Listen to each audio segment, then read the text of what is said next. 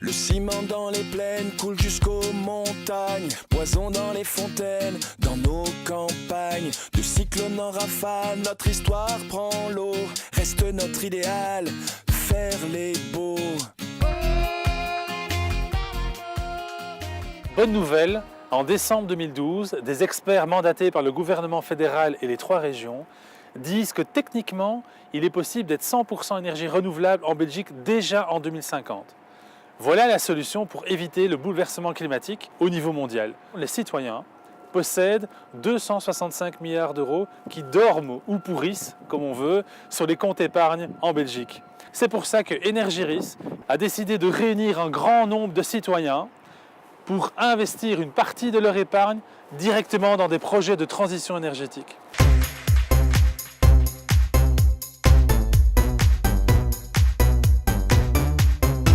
Concrètement, c'est ce bâtiment que vous voyez en arrière-plan. On va isoler la toiture, on va remplacer la chaudière par une chaudière à cogénération. Le gain de la chaudière à cogénération va rembourser le coût de la toiture. Pour la copropriété, c'est 0 €.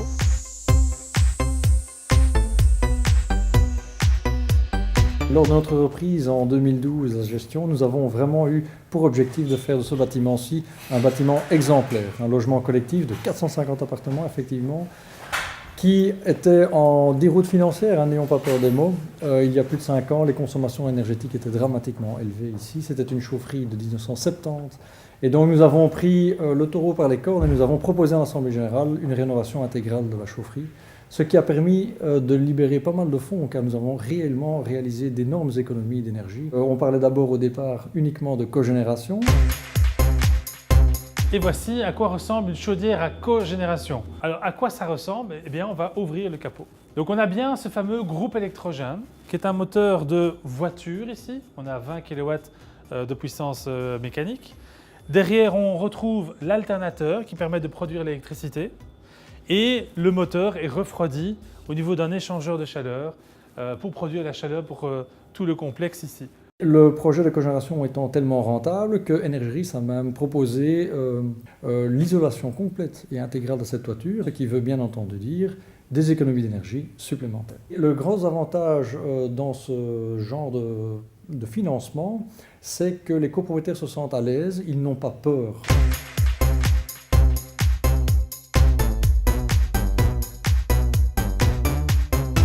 On avait déjà eu plusieurs fois des audits énergétiques effectués ici à l'école et la conclusion avait toujours été c'est presque impossible ici parce que c'est un vieux bâtiment, que le coût d'investissement serait beaucoup trop important pour ce que l'école peut se permettre.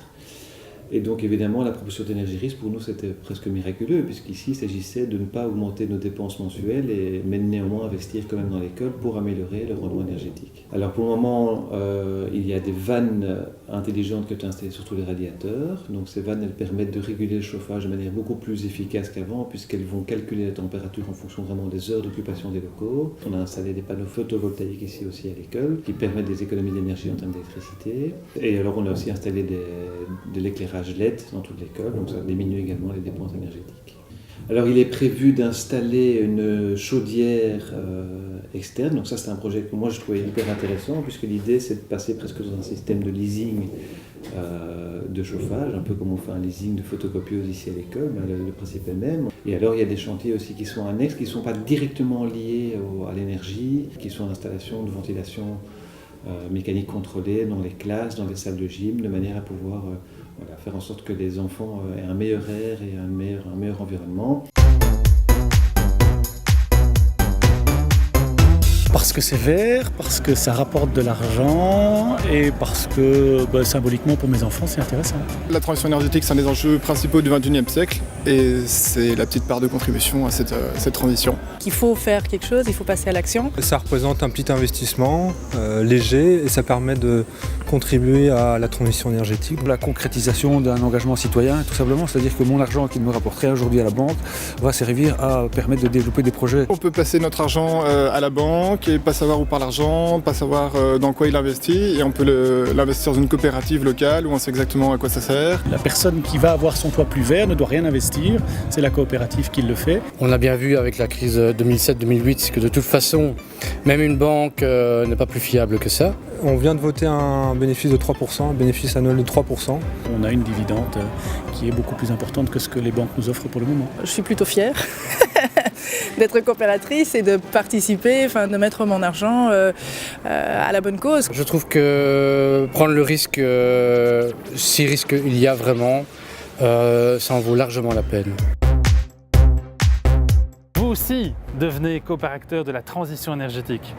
Achetez des parts de la coopérative Énergéris, minimum une part à 250 €, maximum 20 parts pour un total de 5 000 €, et vous pouvez financer des projets concrets à Bruxelles de transition énergétique, comme ce projet-ci, sur les toits de la commune de Molenbeek.